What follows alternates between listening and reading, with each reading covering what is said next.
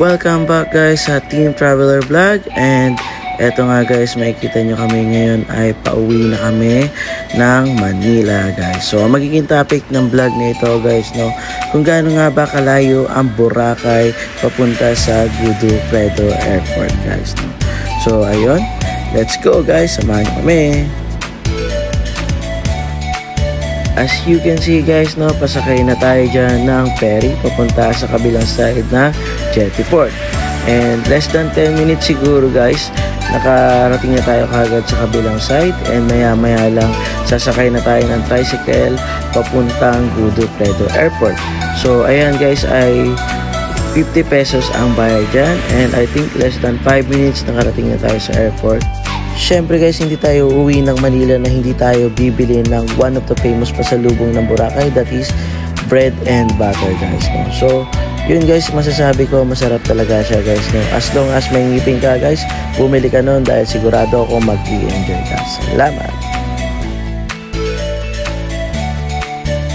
So yun nga guys, makikita nyo dyan, nakasakay tayo sa airport bus at dadalahin tayo sa aeroplano sasakyan natin guys. So dahil ang topic ng vlog na ito guys ay kung gaano ba katagal ang biyahe papuntang Boracay to Godofredo Airport guys. So ito yung may bibigay naming time frame guys, no, based sa experience namin. From Station X nga pala kami guys nang galing, ay sumakay kami ng Hoho bus at inabot kami ng wala pang 5 minutes, nakarating na kami na Jettyport. And ganun din naman, pagdating ng Jettyport, sumakay kami ng ferry papuntang kabilang side ng Jettyport, ay wala pang 10 minutes guys, nakarating na tayo doon. And then pagbaba mo ng Jettyport ay sasakay ka ulit guys ng isa pang transpo, which is yung tricycle guys, no. Hindi naman din inabot ng 5 minutes yung biyahe namin, at may bayad nga pala yun guys na 50 pesos.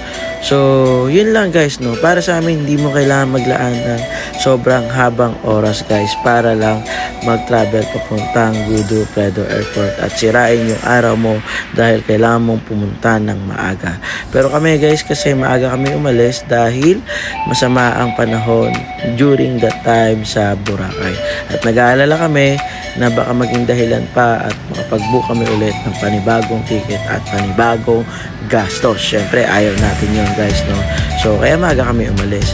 Pero kung tutusin guys, wala pang 30 minutes siguro guys ay makakarating na kayo ng Godofredo Airport.